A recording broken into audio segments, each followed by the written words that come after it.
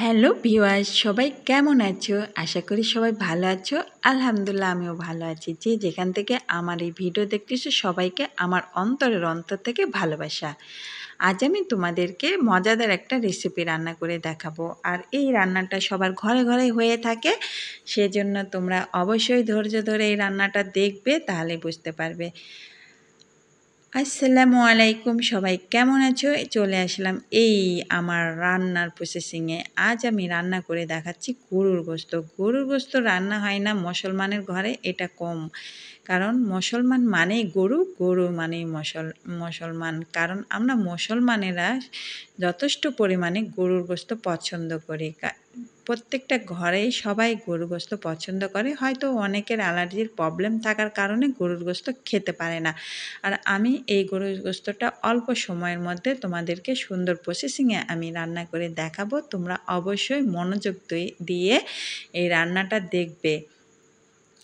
আমি যে প্রসেসিংয়ে রান্না করতেছি সেই প্রসেসিংয়ে তোমরা রান্না করবে। প্রথমে আমি গরুর গোস্তগুলো ভালো করে গরম পানির মধ্যে ধুয়ে নিয়েছি। অনেকেই আছো গরুর গোস্ত কিন্তু ধুয়ে কিন্তু রান্না বসিয়ে দাও, গরম পানিতে ধোও না। গরম পানিতে গরুর গোস্তটা ধুয়ে নিলে গরুর গোস্তর ভিতরে যে ময়লা জীবাণু থাকে সেই জীবাণুগুলো একবারে চলে যায়।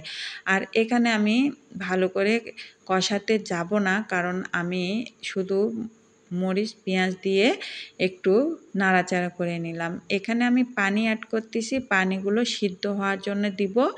আর যতক্ষণ না সিদ্ধ হবে ততক্ষণ আমি কিন্তু আর ঢাকনা খুলবো না। একবারে সিদ্ধ হওয়ার পরে আমি ঢাকনা খুলবো। তাই আমার এখন পানি দেওয়া হয়ে গেল। দেখতেই পাইলা যে আমি কতটুকু পানি দিয়েছি। তোমাদের যেটুকু গোস্ত অনুযায়ী তোমরা পানি দিবে। আমি কিন্তু গরুর গোস্তর ঢাকনা একবারও খুলি নাই। এখন আমি পানি যখন কমে গিয়েছে তখন আমি একবারে খুলে নিলাম। খুলে নিয়ে এখন আমি ভালো করে কষাবো, কারণ কষানোটা কিন্তু আমি এখন কষাবো। প্রথম স্টেপে কিন্তু আমি কষাইনি, প্রথম স্টেপে শুধু নাড়াচাড়া করে রেখে দিয়েছিলাম। এখন একটু ভালো করে কষাই নিলাম। কষাই নেওয়ার পরে আমি এখানে অ্যাড করব শুকনো করে রেখেছিলাম মশলা। এই মশলার ভিতরে আমার আছে জিরা, একটু দারচিনি, এলাচ সব মিলেই আমি একটা গরম মশলা তৈরি করে রেখেছিলাম, সেখান থেকে 1 চামচ দিলাম। আর এখানে দিলাম হচ্ছে শুকনো গুঁড়ো মরিচ বলতে এই শুকনো মরিচটা কিন্তু আমি ভালো করে টেলে ব্লেন্ডারে করে গুঁড়ো করে রেখে দিয়েছিলাম, সেটাই আমি এখানে 1 চামচ ব্যবহার করলাম। এই গুঁড়া মরিচটা ব্যবহার করলে কি উপকার হয় জানেন? গোস্তর ঘ্রাণটা অন্যরকম একটা আসে। আর এই ঘ্রাণের জন্যই গোস্তটা কিন্তু একটু ভালো লাগে। তাই আমার কষানো কিন্তু হয়ে গেল, দেখে বুঝতে পারতেছো আমি কিভাবে কষাই নিলাম। এখন আমি কষানোর পরে এখানে পানি দিয়ে দেব, কারণ আমাদের কিন্তু যথেষ্ট পরিমাণে এখানে সিদ্ধ হয়ে গেছে। সিদ্ধ হওয়ার পানি কিন্তু যথেষ্ট ছিল। এখন আমার সিদ্ধ হওয়ার পানি দেওয়ার দরকার নেই, শুধু আমার যতটুকু ঝোল লাগবে ততটুকুই দিলাম। এখন এটা বলক ওঠার জন্য শুধু অপেক্ষা করব, আর কিছুই না। এখন আমি এটা ভালো করে মিশিয়ে নিলাম, সবগুলো মশলার সঙ্গে যেন গোস্তটা মিশিয়ে যায়, তাই মিশিয়ে নিলাম। মিশিয়ে নিয়ে আমি বলক ওঠার জন্য এখন ঢাকনাটা দিয়ে দিলাম।